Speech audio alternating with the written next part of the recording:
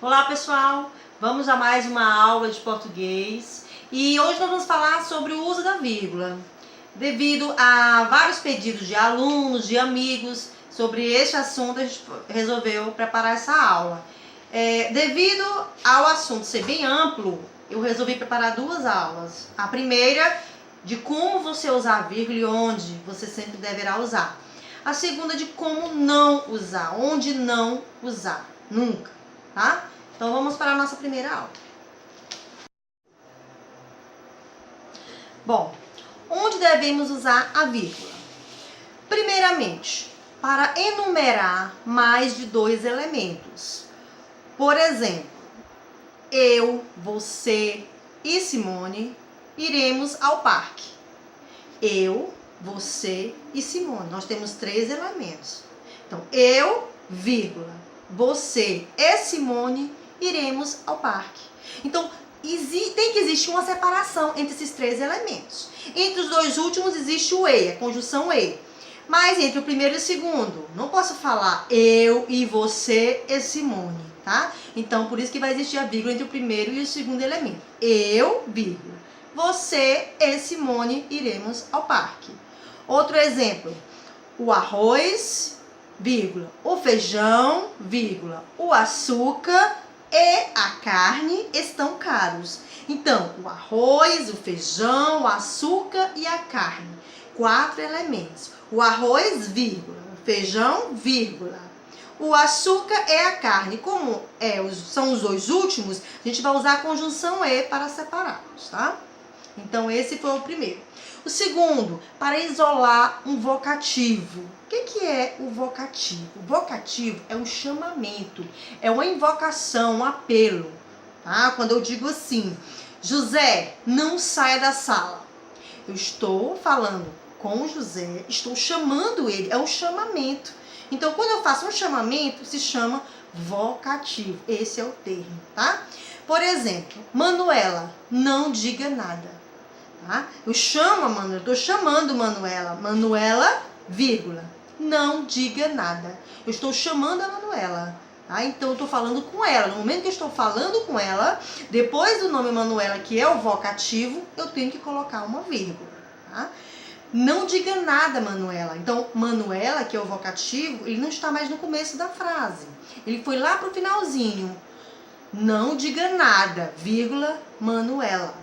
Tá? Então, Manuela pode estar no início, pode estar no meio da frase ou pode estar no final. O vocativo pode estar no início, no meio ou no fim da oração, não tem problema. Mas entre a frase e o vocativo tem que existir a vírgula. Tá? Se eu dissesse, veja, Manuela, que lindo, né? Então, eu já usaria veja, vírgula, Manuela, vírgula, que lindo. Quando o vocativo vem no meio da frase, ele tem que vir entre vírgulas, tá? Se ele vier no começo, depois dele, vírgula. Se ele vier no meio da oração, ele tem que estar entre vírgulas. E se ele vier lá no finalzinho, ele vai ter que existir uma vírgula antes dele, tá? Eu, vírgula, você e Simone iremos ao parque. Então, eu, vírgula, você e Simone iremos ao parque. Tá? Então, vamos lá. Próximo, para isolar um aposto explicativo. Tá? O que é um aposto?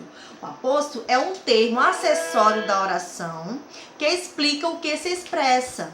Ou seja, eu falo de alguma coisa anteriormente e eu vou explicar mais na frente o que coisa é aquela, de que eu estou falando, o que é aquilo. Então, isso é um aposto, tá? O aposto explicativo está explicando um termo anterior. Por exemplo, Pelé, vírgula, o rei do futebol, vírgula, fez 1000 gols. Quando eu estiver falando o Pelé, vírgula, o rei do futebol, aí eu vou estar explicando quem é o Pelé. Qual é o termo anterior que eu me referi? Pelé. Então, mais na frente está explicando quem é o Pelé? O rei do futebol. Então, o rei do futebol, que é o aposto, ele tem que estar entre vírgulas, tá? Outro exemplo, Maria, vírgula, a melhor aluna da sala, vírgula, tirou ótimas notas, tá? Então, estou explicando quem é Maria. Quem é Maria? A melhor aluna da sala. Então, a melhor aluna da sala é o aposto explicativo e ele que tem que estar entre vírgulas, tá? Para separar orações independentes, sem conjunções interligando-as. Quando eu tenho algumas orações que estão postas uma após a outra e não existe nenhuma conjunção interligando. O que é conjunção? Conjunção é uma palavra invariável que liga duas orações ou dois termos semelhantes numa mesma oração, tá? Por exemplo, eles chegaram cedo, vírgula, falaram sobre o assunto, vírgula, resolveram tudo, ponto final. Então, são três orações independentes. Eles chegaram cedo, falaram sobre o assunto e resolveram tudo. Então, essas três orações, entre elas não existe nenhuma conjunção. E não existe. Então, entre elas existe o quê? Vírgulas. Então, eles chegaram cedo, vírgula. Falaram sobre o assunto, vírgula. Resolveram tudo, ponto final. Tá? Então, para separar orações, elas são independentes. Por que elas são independentes? Porque uma não depende da outra para existir. Tá? Ó, eles chegaram cedo, é uma oração. Falaram sobre o assunto, é outra oração que não depende da primeira. E resolveram tudo, também é outra oração que não depende das outras anteriores. Tá? Então, por isso que são independentes. A vírgula, ela vai estar separando cada oração independente. Então, por isso foi usada neste caso porque não existe a conjunção. Para marcar a supressão de um verbo na oração. O que é supressão? É a omissão. Existe uma omissão. Por exemplo, Leila fez o bolo, vírgula, Samara, vírgula, uma torta. Tá? Então, em vez de eu colocar Leila fez um bolo, vírgula, Samara fez uma torta. Então, eu não coloquei o verbo fez novamente, porque ele já existe lá no comecinho da frase, na primeira oração. Então, para mim não repetir ele, tá? Eu coloquei Samara, vírgula, uma torta. Então, fica subentendido que Samara fez uma torta, tá? Eu gosto de português, vírgula, você, vírgula, de matemática. Então fica subentendido que eu gosto de português e você gosta de matemática, só que nós não usamos o verbo gosta, a gente usou a vírgula, tá? Para substituir este verbo que foi omitido. Então isso significa a supressão de um verbo. Tá? Vamos para o próximo tópico, que é para separar datas, lugar, endereços e números. Por exemplo, São Paulo, vírgula, 16 de agosto de 2016. Tá? Então, eu usei a vírgula para separar a data do local. O local, São Paulo, vírgula, aí você coloca a data, tá? 16 de agosto de 2016. Então, tem que existir a vírgula nesse caso. Outro exemplo, Rua Margarida, vírgula, número 20. Então, para me separar a rua do número, eu usei a vírgula. Deve ser usado também neste caso. Antes das conjunções, mas, porém, contudo, todavia, pois, logo, portanto, tá? E etc. Essas são as mais usadas, então, as mais conhecidas. Então, elas estão mais frequentes nas frases. Dá um exemplo aqui, estudou muito, vírgula, mas não fez uma boa prova.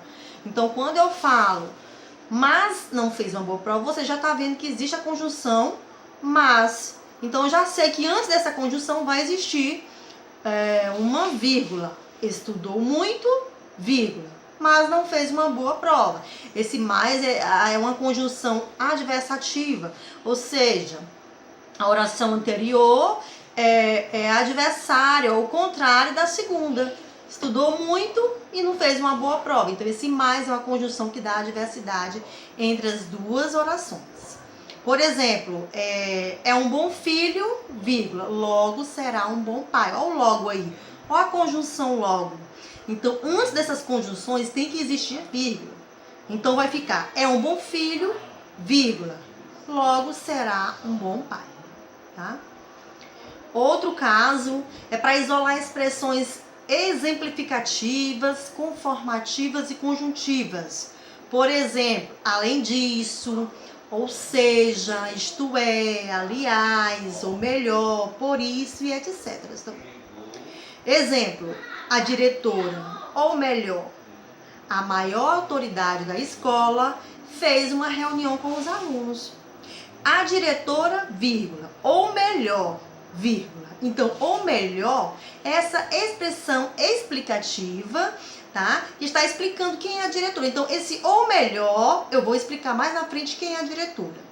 Então, o ou melhor tem que estar entre vírgulas, porque eu vou explicar alguma coisa mais na frente, tá? Outro caso, antes do e, quando o sujeito for diferente.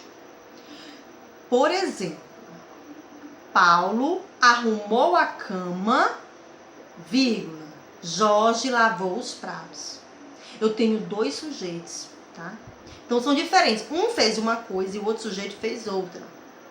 Então eles não fizeram a mesma coisa.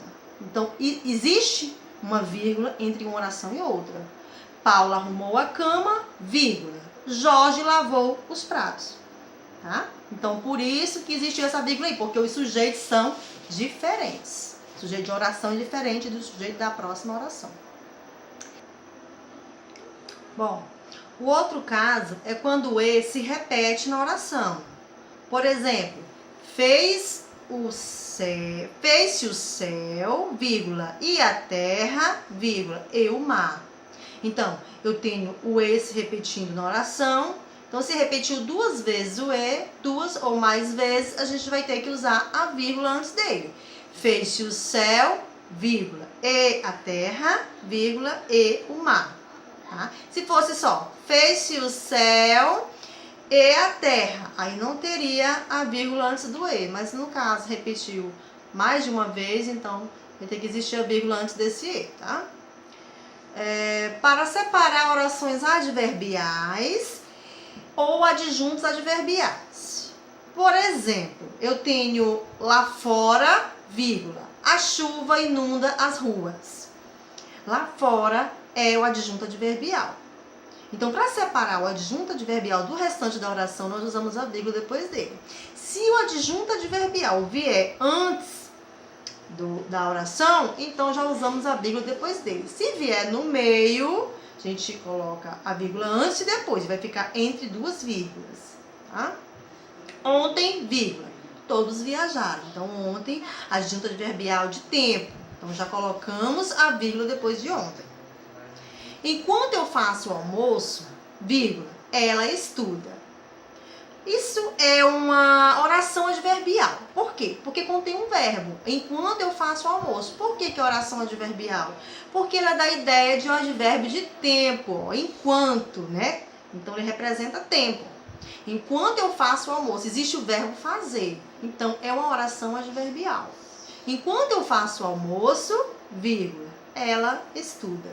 Então, por isso usamos a vírgula depois do adjunto adverbial e depois da oração adverbial. Ricardo, vírgula, frequentemente chega atrasado. Olha aí, frequentemente, advérbio de tempo, adjunto adverbial de tempo. Então, ele vai ficar entre vírgulas.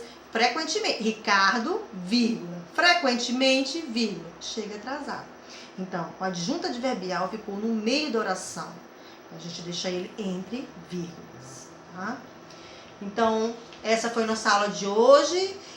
Espero ter ajudado. Aguardem a próxima. Ó, dê um like aí, comenta, compartilha, ok? Beijos.